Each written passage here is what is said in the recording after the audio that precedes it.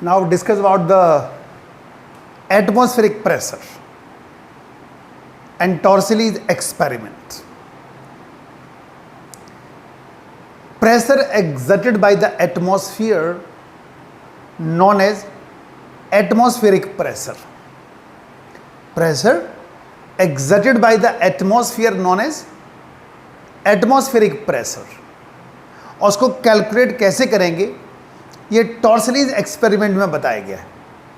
लेकिन atmospheric pressure के बारे में एक एक्सपेरिमेंट लेके चलते हैं, उससे आपको क्लियर हो जाएगा. ये एक ग्लास लेके चलना है हम लोग, and it is completely filled with water. पानी है इसके अंदर और कंप्लीटली फिल्ड है ये, और इसको कवर कर रहे हैं इससे with the help of this.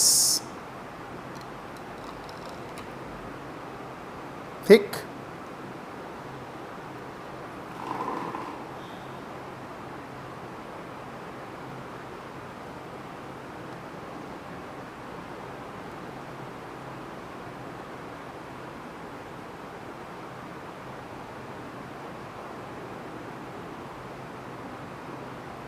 तो कोई गिर नहीं रहा है. क्यों? इसका वेट, जो लिक्विड का वेट बैलेंस कर लिया किसने? एटमॉस्फेरिक प्रेशर ने. Weight balance by the atmospheric pressure. ये लग रहा था atmospheric pressure, weight downward, pressure अंदर से लग रहा है यूं, ये बैलेंस हो गया. क्लियर? ये एक एक्सपेरिमेंट था एटमॉस्फेरिक प्रेशर का. ठीक, तो एटमॉस्फेरिक प्रेशर के कारण इसका वेट बैलेंस हो गया. और अब लेके चल रहे हैं हम लोग टॉर्सलीज एक्सपेरिमेंट.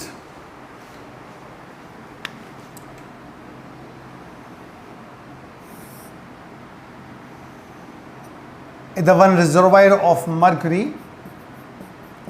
मर्करी भरी हुई है इसके अंदर.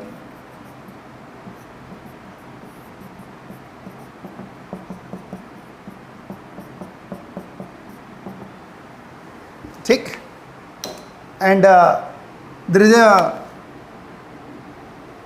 glass tube or test tube of length 1 meter. It is also completely filled with mercury. Open and covered with the thumb.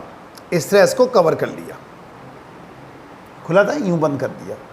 Gently poured inside the vessel, mercury reservoir.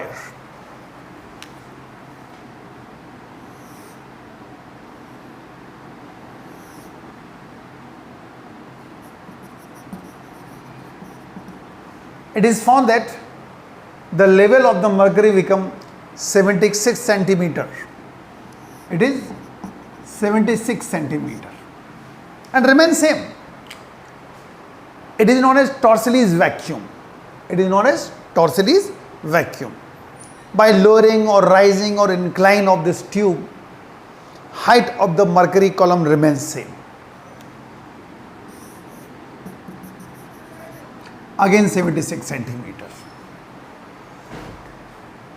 H कितना आ गया? 76 centimetre. और आपको पता है pressure P equals to h rho g होता है. तो H 76 centimetre था, 0.76 मीटर बन गया. 13.6 10 power 3 is the density of the mercury and G 9.8. 1.01 10 to the power 5 Pascal. It is the pressure exerted by the atmosphere. और उसको 1 atmosphere भी बोला करते हैं.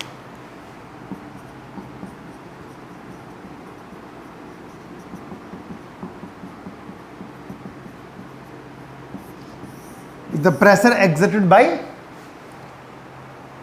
atmosphere known as atmospheric pressure, and its value is 1.01 10 to the power 5 Pascal, or simply 76 centimetre of Hg. और इससे हम लोग हाइट ऑफ द एटमॉस्फेयर निकाल सकते हैं. height of the atmosphere.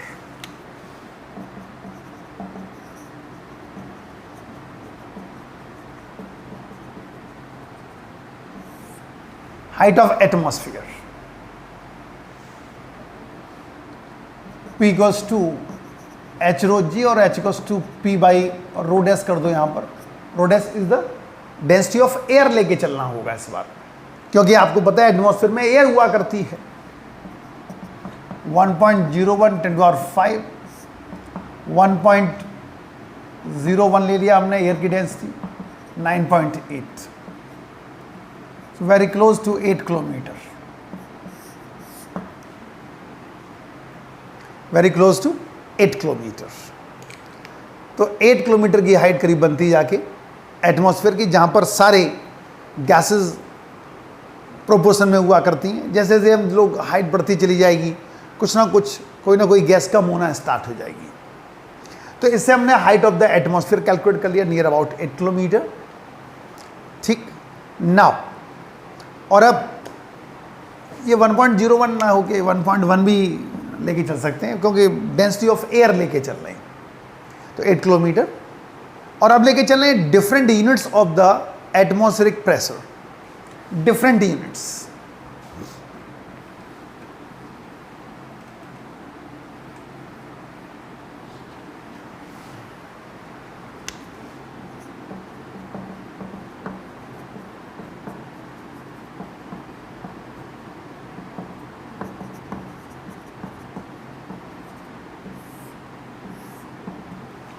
Units of atmospheric pressure.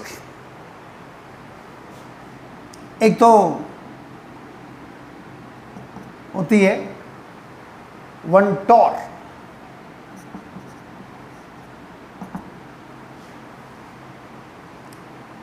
It is equals to 1 millimetre of Hg. जो normal pressure होता है वो 76 सेंटीमीटर ऑफ Hg होता है, और टॉर की वैल्यू होती है 1 मिलीमीटर ऑफ Hg. एक होती है बार 10 to the power 5 pascal. 1 bar 10 to the power 5 pascal. और एक तो आपको पता ही है जो सिंपल प्रेशर की यूनिट होती है, न्यूटन पर मीटर स्क्वायर. ठीक है, या 1 atmosphere 1.01 10 to the power 5 pascal.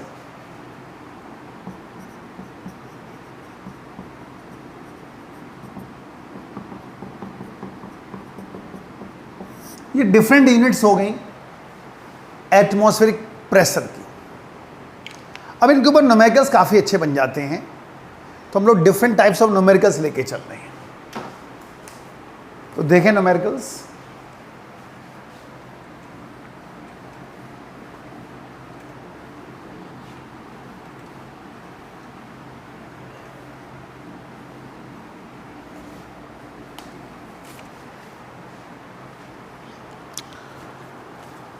Question ये एक डायग्राम दिया हुआ है, बड़ा डायग्राम बना देते हैं.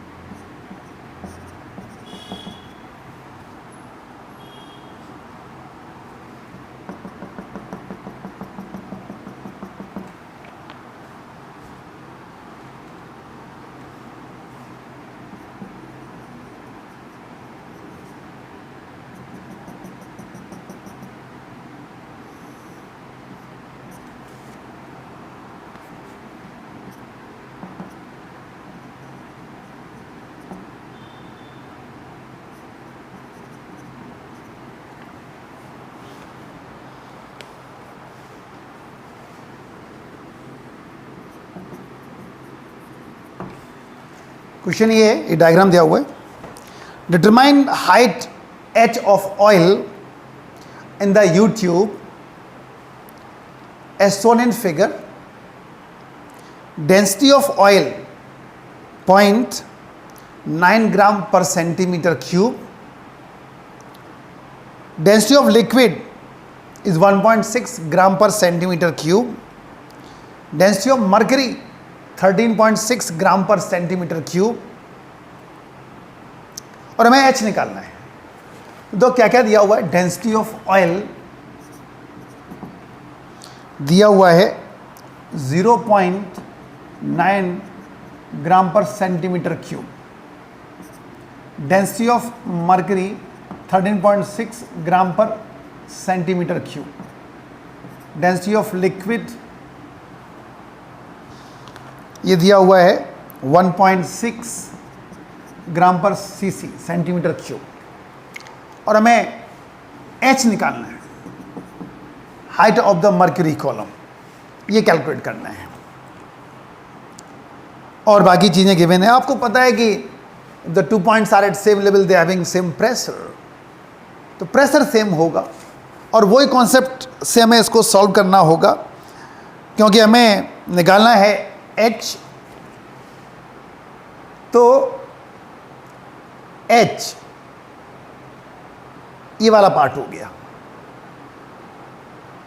और फिर मर्क्यूरी का पार्ट आ गया, मर्क्यूरी का पार्ट आ गया। तो pressure due to H liquid column, pressure will be same,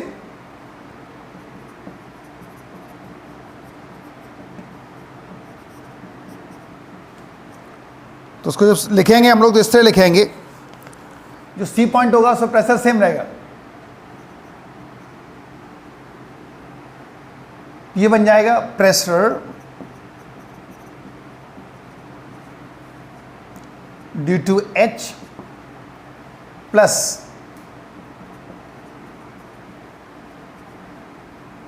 due to 20 minus H, it is equals to pressure due to 20 centimeter of liquid.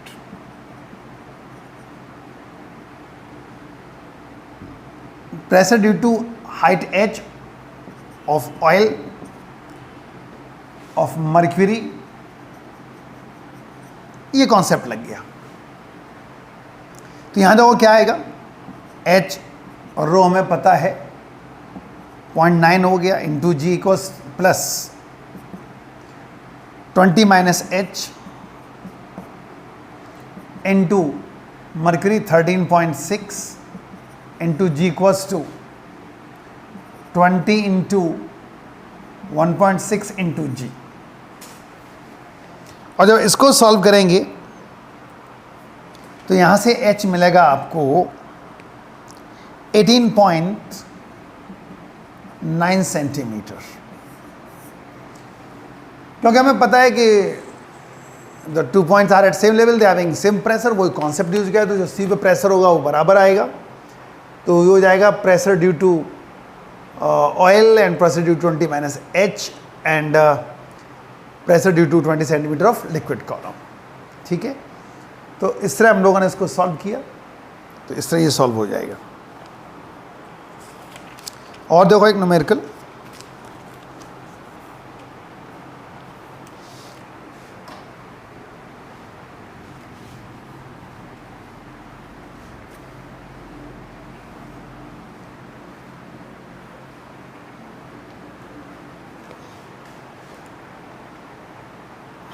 Statement सुने इसका। At a depth of 1000 metre in ocean, what is the absolute pressure? Second part, what is the gauge pressure? Third part, find the force acting on the window of area 20 centimeter into 20 centimeter of a submarine at the sea level, atmospheric pressure. The density of the sea water is 1.03 10 power 3 kilogram per meter cube, G 10 meter per second square, and take atmospheric pressure equals to 1.01 10 to the power 5 Pascal. Question ये है, at the depth of 1000 meter, in ocean, H दिया हुआ है 1000 metre. What is the absolute pressure? Absolute pressure क्या होगा तब जबकि density of the sea water is given 1.01 3 kilogram per metre cube और G10 दिया हुआ है।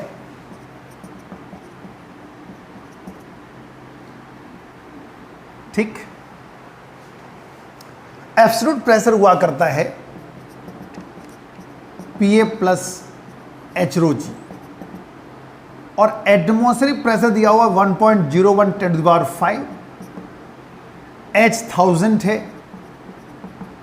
Density 1.01 × 10⁵, G10। पहला पार्ट चल रहा है, हम लोग एब्सोल्यूट प्रेशर निकाल रहे हैं और ये इसका आंसर आएगा 104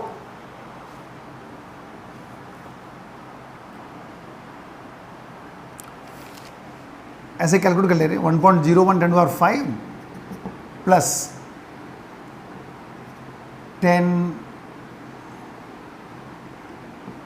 101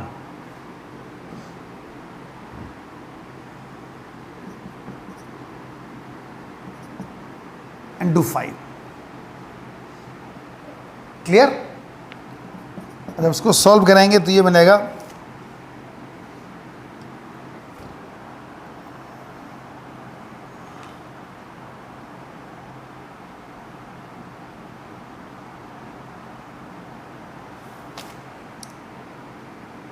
102.01 × 5 पास्कल। क्लियर? ये एब्सोल्यूट प्रेशर आ गया। आपको पता है एब्सोल्यूट प्रेशर क्या होता है? Gauge pressure plus atmospheric pressure. तो H रो जी एटमॉस्फेरिक प्रेशर गिवन था 1.01 × 5 पास्कल। तो इस तरह ये सॉल्व हो जाएगा। और अब लेके चल रहे हैं हम लोग गेज प्रेशर। सेकंड पार्ट है गेज प्रेशर।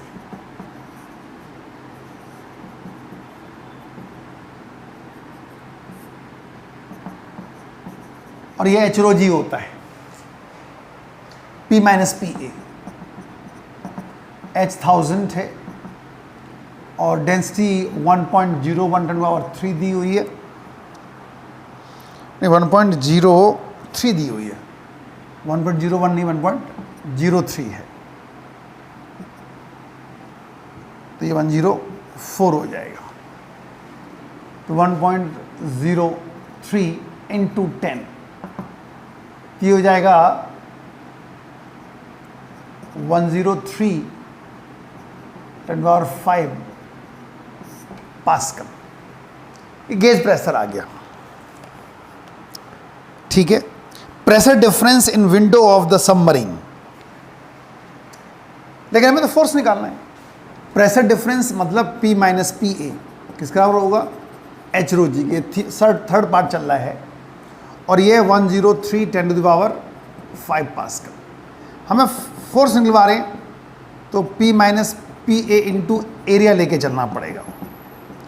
103 × 10⁵ इंटू एरिया दे रखा था 20 सेंटीमीटर इंटू 20 सेंटीमीटर यानी 0.2 इंटू 0.2। तो इसे सॉल्व करेंगे तो आएगा 4.12 × 5 न्यूटन। सबमरीन्स की विंडो पे इतना फोर्स लगेगा 1000 मीटर डेप्थ पर, विंडोज पर इतना फोर्स लगेगा 4.12 × 5 न्यूटन। पहले क्या कैलकुलेट करना था? एब्सोल्यूट प्रेशर, और वो होता है gauge pressure plus atmospheric pressure, वो कैलकुलेट किया। फिर हमें गेज प्रेशर निकाले तो H रो जी के बराबर होता है। फिर हमें विंडोज़ पर कितना थ्रस्ट या फोर्स लगेगा, प्रेशर डिफरेंस तो H रो जी था इंटू एरिया 4.12 × 5 न्यूटन मिलेगा। एक और अच्छा न्यूमेरिकल देखें आप इसके ऊपर, और क्वेश्चन ये है The manual of a car instructs the owner to inflate the tires to a pressure of 200 kilopascal. What is the recommended gauge pressure? Second part. What is the recommended absolute pressure? Next part. If after the required inflation of the tires, the car is driven to a mountain peak, when atmospheric pressure is 10% below that at sea level, what will be the tire gauge read? Atmospheric pressure is 1.01 10⁵ pascal. ये question है, अच्छा question है. और आपने देखा होगा जब mountains peak पे जाते हैं तो टायर्स की थोड़ी सी हवा निकाल देते हैं. क्यों निकालते हैं ये न्यूमेरिकल आपको बताएगा, इस न्यूमेरिकल से क्लियर होगा. सुने दोबारा से. The manual of the car instruct the owner to inflate the tires to a pressure of 200 kilopascal.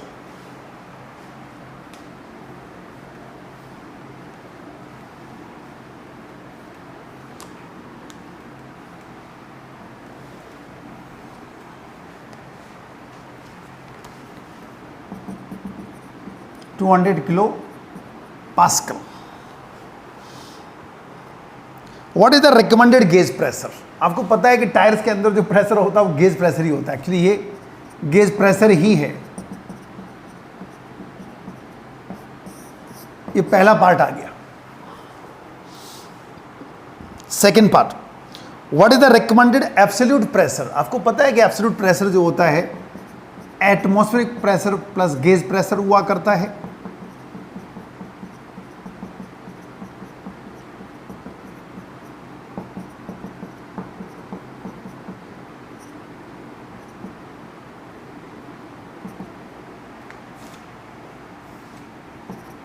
Three 3.01 10⁵ pascal या 301 किलो पास्कल, ये एब्सोल्यूट प्रेशर आ गया. और हमें थर्ड पार्ट कैलकुलेट करना है. जब माउंटेन्स पीक पे चली जा रही है तो एटमॉस्फेरिक प्रेशर 10% बिलो हो जाता है, PA-.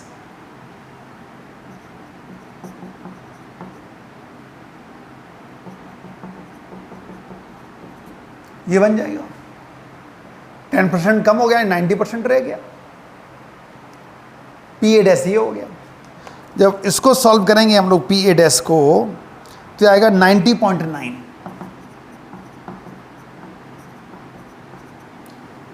Kilo pascal. 90.9 kilo pascal बनेगा जाके ये. और अब पूछ रहे हैं कि गेज प्रेशर क्या होगा माउंटेन्स पीक पे जाके, जबकि गेज प्रेशर आपका कितना आ रहा था 200 किलो पास्कल. जब माउंटेन पीक पे चले गए तो गेज प्रेशर क्या होगा? P minus PA-.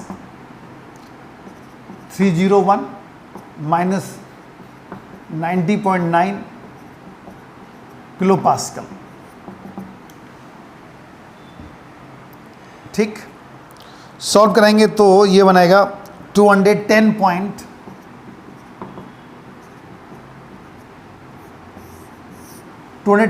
Kilo pascal. और स्टार्टिंग में कितना दिया था 200 किलो पास्कल.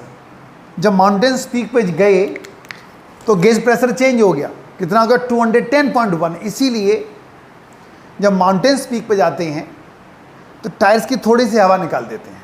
उसका रीज़न है कि टायर्स के अंदर जो क्या होता है गेज प्रेशर जो बढ़ना स्टार्ट हो जाता है.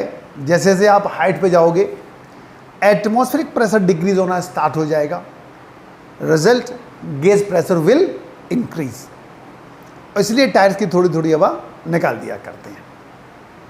क्लियर?